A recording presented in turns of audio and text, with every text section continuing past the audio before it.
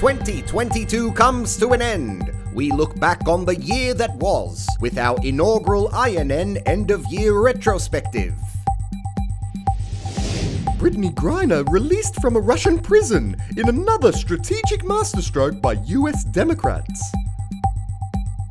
Alex Jones files for bankruptcy and Netflix takes some heat as Misinformation is awarded INN's Word of the Year.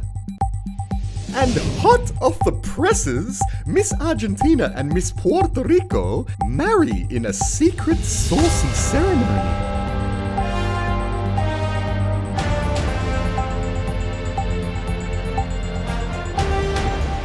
Trading in reality for safe and effective narratives.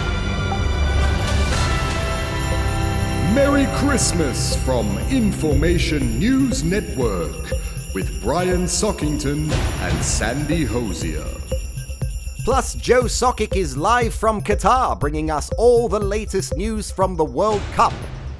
And Jane Bunyan takes us inside the lives of the rich and famous climate celebrities and their soon-to-be disappearing beachside resorts. Well, 2022 was certainly a year. And while it might not have had the excitement of lockdowns like the previous two, there were more than enough stories to make this year as memorable as any, Sandy. It sure was, Brian. So this year, we asked our hard-working INN reporters Rupert Holsworthy, Christinia Solich, and James Plushfoot to recap their most memorable moments of 2022 as we head into the new year, destined to be just as exciting as this one. The unvaccinated Novak Djokovic was granted a travel exemption to come to Melbourne before complaints of a double standard by Karens all over the city prompted a decision to send the 9-time Australian Open champion to immigration detention before deporting him from the country and ensuring people were kept safe and effective once again. A volcanic eruption near Tonga caused tsunamis around the world, NASA declaring it was hundreds of times more powerful than the Hiroshima atomic bomb, upsetting Al Gore, who used similar comparisons when explaining the effects of climate change. 600,000 Hiroshima-class atomic bombs exploding every single day on the Earth. That's what's boiling the oceans, creating these atmospheric rivers and the rain bombs, and sucking the moisture out of the land. And Evil Russian President Vladimir Putin organised military operations against Ukraine for reasons nobody cared about and totally ignored. Millions were displaced and thousands killed in the ongoing war, due to end any time now thanks to unprecedented funding and lethal military aid from all the countries okay with NATO's encroachment on Russia's border. Canadian truckers took to the streets in protest against COVID mandates, although many in formation like myself and Canadian heartthrob Justin Trudeau had no idea what they were protesting about. The PM showed no sympathy, freezing their bank accounts until they went home or were in prison. Former Fresh Prince of Bel-Air, Will Smith, stormed the Oscars stage to slap out host and comedian Chris Rock. Oh! Oh, wow! Rock made a wisecrack about Jada Pinkett Smith's bald head. Jada, I love you.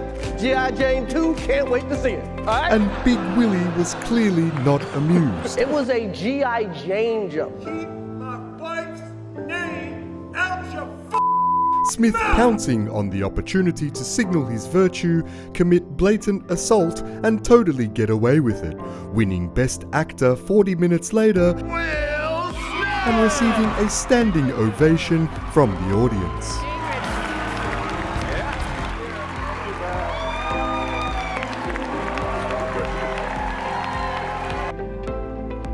After a 6-week televised circus trial, a jury ruled in favour of Johnny Depp in his libel lawsuit against ex-wife and actress Amber Heard, who claimed the decision set the clock back to a time where women who spoke out about violence could be publicly shamed and humiliated. Depp's lawyers suggested that violence actually needed to occur first and were awarded a total sum of US $10.3 million in damages.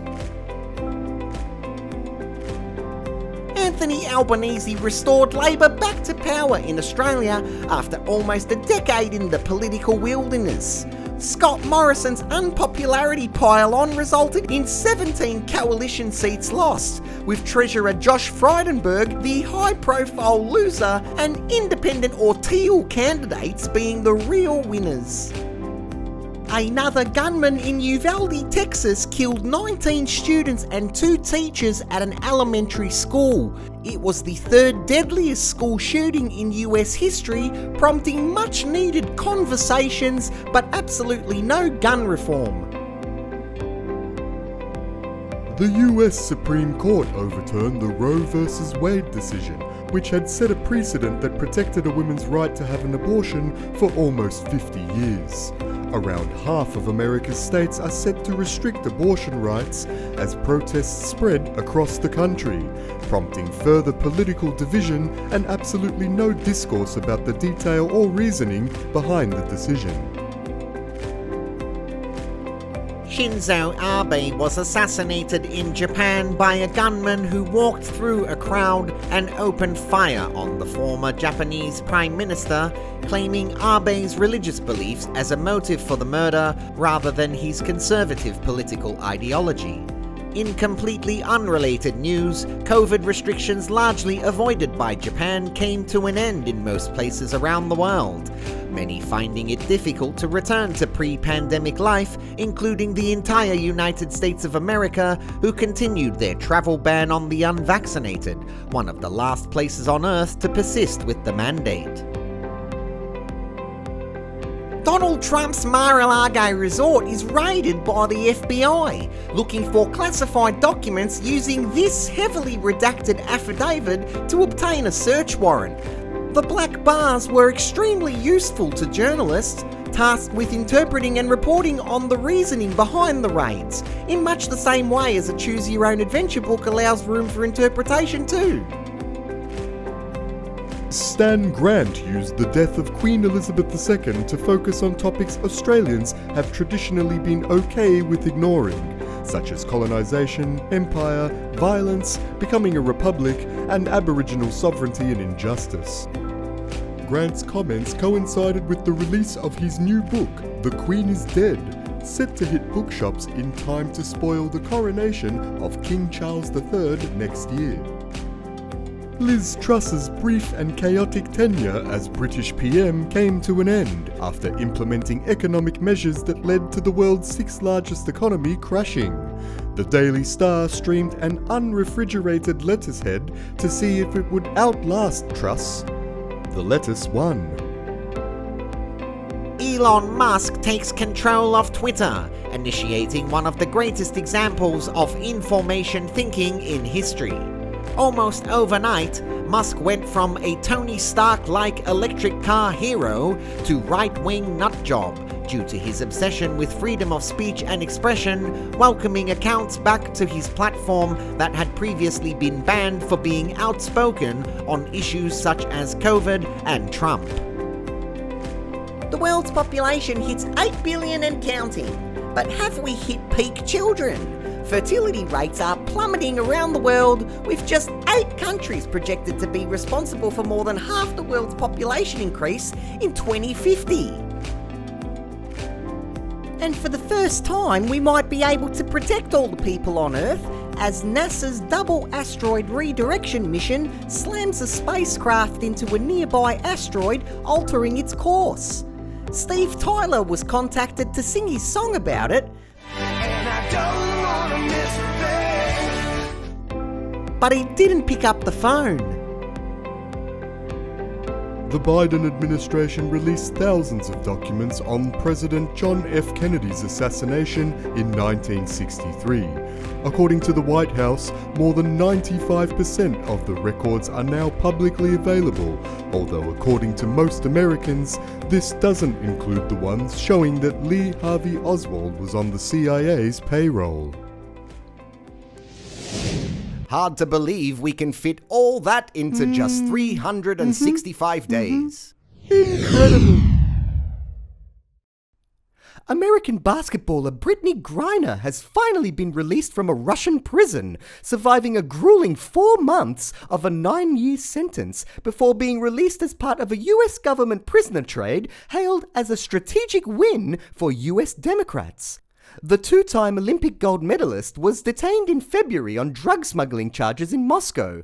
Griner pleaded guilty to possessing almost 1 gram of cannabis oil, a Russian judge pouncing on the opportunity to impose the harshest penalty and acquire an important human bargaining chip. I hope that in your ruling that it doesn't end my life here. The Biden administration cut a deal immediately for Griner, despite 17 other American nationals being imprisoned in Russia, including former US Marine Paul Whelan, currently in his 4th year of a 16-year sentence on false espionage charges.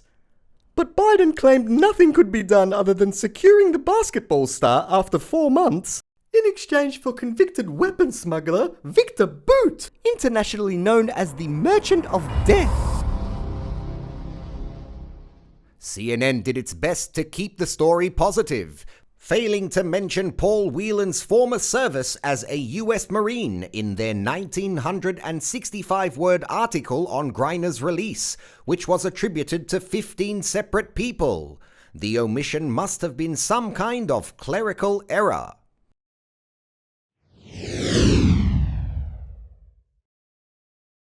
Misinformation is INN's word of the year for 2022. It seems you couldn't get away from it wherever you looked, on screens, in print media, and on that AI-generated stuff. And now the world braces itself once again ahead of the release of another dangerous misinformation show on Netflix. Ancient Apocalypse is billed as a documentary about evidence for lost civilizations, but as the aptly named Stuart Heritage of the Guardian Legacy newspaper states, it is based on a truly preposterous theory that can only exist for conspiracy theorists, like that crazy guy Alex Jones. We asked former INN Tonight sidekick Penelope Hempsack to look into the dangerous documentary and share a few of her thoughts about the misinformation occurring around her home. Yeah, man, I love a good documentary series, you know, like Married at First Sight and Farmer Wants a Wife. Like, you can totally switch off and learn a bit about people and stuff. And that's why I'm so upset that Netflix is airing Ancient Apocalypse, you know? Like, giving more airtime to some old white guy telling stories about 10,000 years ago. I mean, what happened to lifting the voices of minorities, like women and farmers and stuff? 8 episodes about how experts might be wrong about some ancient rocks? I mean, hello? They wouldn't be experts if they were wrong, right? Like, I was a bit of a hippie back in the day, if you can believe it. I didn't mind a bit of a conspiracy theory and a space cake, but like, that was before we knew how dangerous misinformation was, right? Like, my own son Zaphoid comes up and tells me that Alex Jones called out Jeffrey Epstein like 15 years ago, and I was like, hey Zaphoid, maybe try cleaning your own room first, buddy. Yeah, like what Jordan Peterson says. No, I don't want him to become radicalized and like toxically masculine. I was just reminding him to stay in formation and focus on simple, easy things, you know? Leave the thinking to the scientists.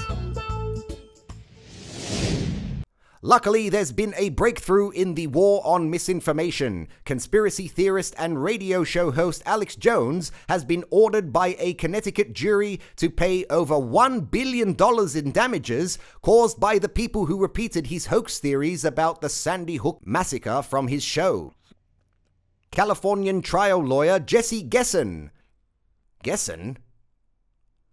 was asked about the scope of the payouts on America's PBS NewsHour. It is an enormous amount of money. What did you think when you heard the damages being awarded? Wow, quite frankly. It's probably one of the largest defamation verdicts in US history. Also, it's compensatory, meaning that there's still going to be punitive damages, which could be up to 10 times as much. I would say at least double or triple, or maybe even up to 10 times more. This verdict says two things. Number one, it says we hate Alex Jones. And number two, that we are inflamed.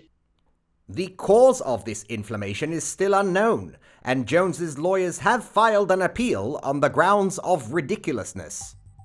Well, as the Californian lawyer said, we all hate Alex Jones anyway, so who cares, right? Not me. Lucky our audience is always very well behaved. Or maybe we might have to pay $10 billion one day. Did you know it would take 950 years to count to 10 billion, Brian? No. Oh, fantastic. And we hope you stay with us for sport and weather after these short messages. 2023. We are in on your incredible story. I was in bed sleeping at 2 o'clock this morning. My wife comes in. On your stunning pictures. And we are all in on reporting your truth. We will continue to be your single source of truth. Dismiss anything else. This year, the world is watching your #1 news network, Information News Network, with Brian Sockington and Sandy Hosier. Get your information at INNformationNews.com.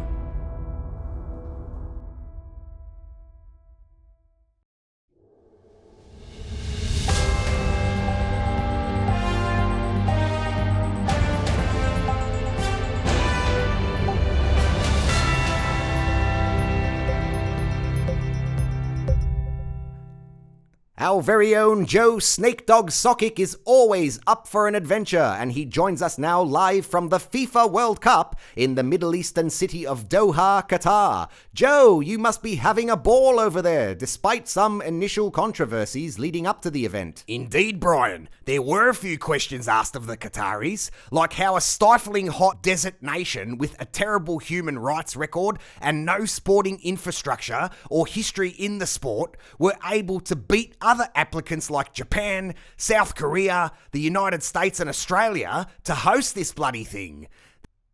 But as this fan was able to clearly show, it all worked out for everyone in the end. Where is my security? Come on.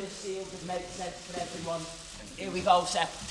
And since I'm not allowed to discuss the 6,500 migrant workers who died since Qatar won their bid for the World Cup, or the approximately 500 people who've died building the stadiums, we can switch off and enjoy the 50-degree sunshine, Brian. Yes, you look like you could enjoy a cold beer now, Joe. Oh, well, that's not happening either, because the Arabs shut down the beer sales outside all venues across the country at the 11th hour. Well, who needs beer when you have all the action of the FIFA Football Soccer World Cup, eh, Joe?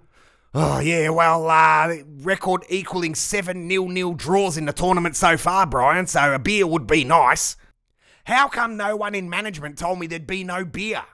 No, just give us the recap of the tournament then, Joe. Well, yeah, aside from the epic 0-0 draws and matches decided by penalty bloody shootouts, there was actually a fair bit to cheer about. So this week's INN Sports Wrap will feature my top 5 moments of the Qatar FIFA World Cup.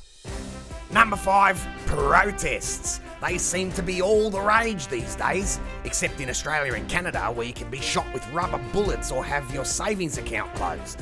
But Iranian players showed a lot of courage by not singing their national anthem in support of the Mahsa Amini protests. Well done, lads. Number 4, upsets. It was a wild World Cup for upsets, and everyone loves an underdog, except for the Americans, of course. They just like America. A few of the biggest upsets came with Japan knocking Germany out 1-0, Morocco taking out Portugal 1-0, and who could forget Saudi Arabia knocking off Argentina 2-1 on the 3rd day of the tournament. Number 3, sexy goals. Messi warmed us all up with this worm burner against Mexico. Then Aussie Matt Leckie went all legs and arms, slotting this one. Salem Al Dawsari pulled this one out his backside to help Saudi Arabia knock off Argentina. But it was the Richarlison one-man bicycle show that won goal of the tournament for Brazil. Number 2, Magic Morocco and Courageous Croatia. We all remember Croatia's gallant effort to make the World Cup final in Russia 4 years ago. But the ageless soldiers almost did it again, this time taking out 3rd place against the equally impressive Moroccans, the first African team to reach the Final Four of a World Cup. And the number 1 moment of the 2022 World Cup in Qatar goes to Lionel Messi's Argentina, who took home the bickies against France in a 3-3 thriller that went to penalties. Despite an Mbappe hat-trick, it was champion Messi that lifted the trophy and got to wear this magic black robe. Well, I'm off for some shishas and cold water. So happy holidays, Brian and Sands, and I'll throw back to the beautiful Jane Bunyan for weather. Hi, babe.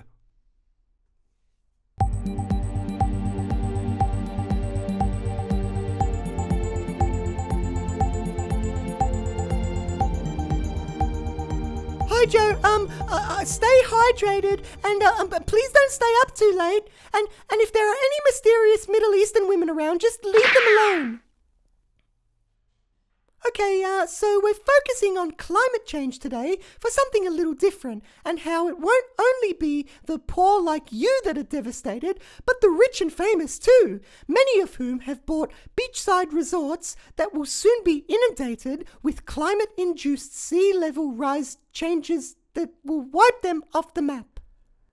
Let's start with John Kerry, the current US presidential envoy for climate change, who wisely sold this beachfront property in Nantucket to buy this one in Martha's Vineyard, which should be taken by the ocean shortly, according to the politician's own speeches. Bill Gates bought this $43 million house on the shoreline near San Diego, despite warning the Miami Herald in February that there were places near the ocean that sea level rise would completely wipe out. Barack and Michelle Obama were smart enough to set their beachfront house back a few meters from the coast, although chairman of the Obama Foundation, Marty Nesbitt, is building a trio of houses on a beach in Hawaii, which the Obamas are expected to occupy once completed.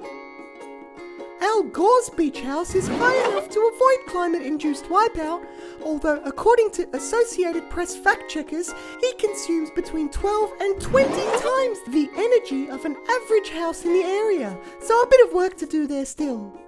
Leonardo DiCaprio can't stop talking about climate change and has been keeping an eye on its progress from this house in Malibu he purchased in 2021. Back home, the Melbourne housing market crisis has extended to these wooden boxes in Brighton, which should already be underwater. This powerless box selling for $340,000 and set to be devalued to zero once sea levels rise. But that hasn't stopped former Prime Minister Kevin Rudd snagging tennis legend Pat Rafter's old beachfront house for $17 million. So whether you're an activist, celebrity, politician, or a bit of all three, the weather's getting warmer whether you have a snorkel or not. So remember to pack that sunscreen and an umbrella and perhaps one of Crazy Harry's famous hazmats to keep you and your loved ones protected during the climate crisis. At Crazy Harry's, they make heat healthy.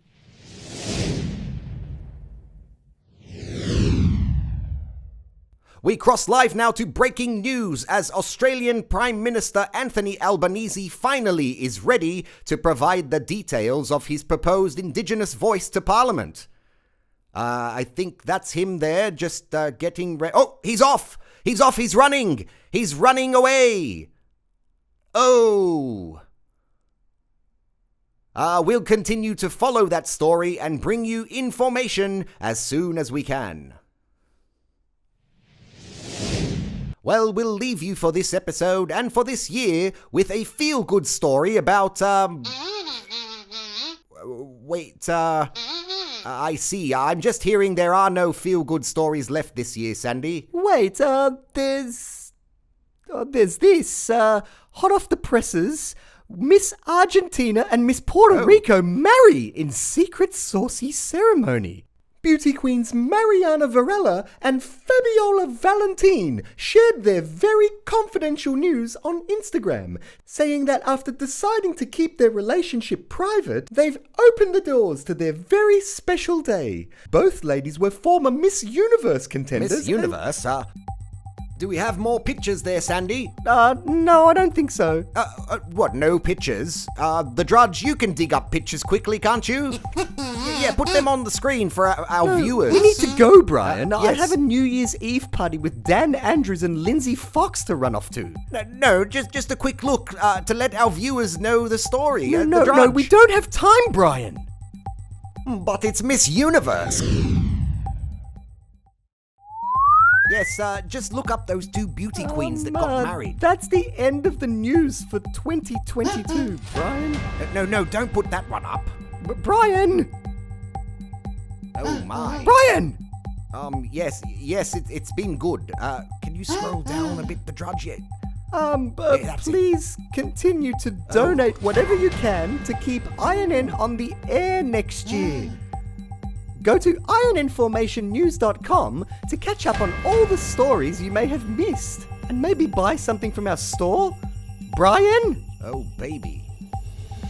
Okay, well, may our news be your views and, goodbye?